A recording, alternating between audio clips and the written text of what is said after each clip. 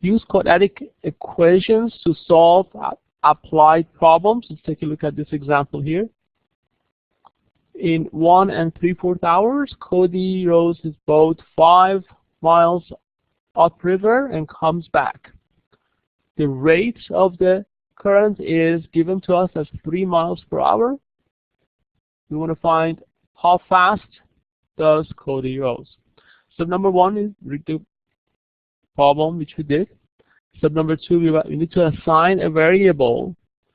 So in this case, the rate of the current is unknown, so I'm going to let that be equal to x. We'll let x be equal to the rate of the current, and it's a good idea to make a chart like this if you're going upstream or downstream, and write down distance, rate, times. Note that the formula for that, the distance is equal to be rate times time. So in this case, we're going to fill out what we know in this chart. We know the distance is 5, both cases, going 5 miles. And the rate, if you're going upstream, the rate of the river works against us. So here we would have the rate of the current is given to me as 3.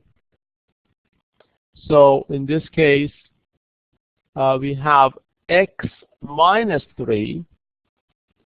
So we have x would be, the rate of the current is 3 miles per hour. We want to know how fast would be the rate of the boat. So it looks like that we have a misprint here. We want to let x be the rate, not the rate of the current. It has to be the rate of the boat. Because we already know the rate of the current is equal to, it's given to me that is 3 miles per hour. So if you're going upstream, the rate of the current works against us. That's why we're subtracting that rate from the rate of the boat. But when we're going downstream, the rate of the current, which is the 3 miles per hour, would help us. So that's why we're adding this here. So the rate going upstream would be x minus 3, whereas the rate going downstream would be x plus 3. So note that the time, if I want to figure out what the time is in this case, if I divide both of the equation by r, the rate, then I can figure out the formula for time. So time would be equal to distance divided by rate. So the time that going upstream here would be the distance, which is 5, over the rate, which is x minus 3. And the time going downstream would be 5 over x plus 3. But now we need to write the equation. The time going upstream added to the time going downstream is given to us as 1 hour and 3/4. 1 3/4 hours, which is, I can write it as 7 over 4. 1 times 4 plus 3 would be 7 over 4 hours. So here is my equation. The time that going upstream, we figure, is 5 over x minus 3. And the time that is going downstream would be x, it would be 5 over x plus 3. These two should add to 7/4. That's given to us. So this is the equation that we need to solve for. To solve for equation, we find the LCD and multiply each term by LCD. So let's find out what the LCD is. The LCD, if you look at x minus 3, x plus 3, and 4, would be simply 4 times x minus 3 times x plus 3. I need to multiply each term. You have 1, 2, 3 terms by the LCD.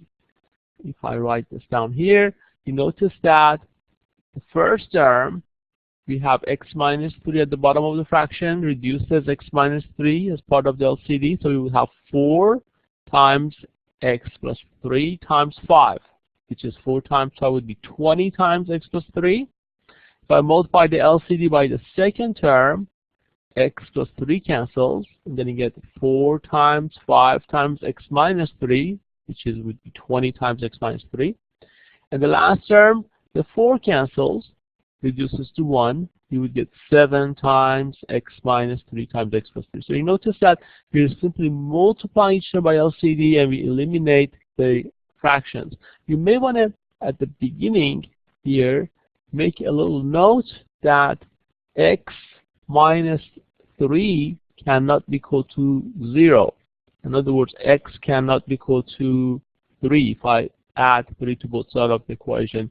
So these are the restrictions we have. We also have another restrictions here that x plus 3 cannot be equal to 0.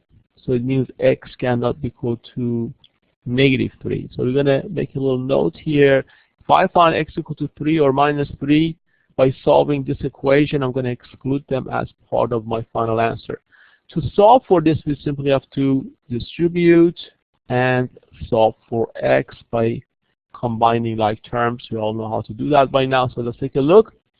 Once you distribute and combine like terms, you want to get it into a standard form so we can factor them. You get 7x squared minus 40x minus 63. So in this case, once we factor them and setting each of these parentheses equal to 0, I would find x. Again, if you have a problem or question about how to factor, please review my sessions on factoring. Everybody should know how to factor by now. So here, step number 5, we want to state the answer. So the speed cannot be negative, so I'm not going to include minus 9 over 7 as part of my answer. So its speed must be equal to 7. So Cody rose at a speed of 7 miles per hour. And we can check the answer.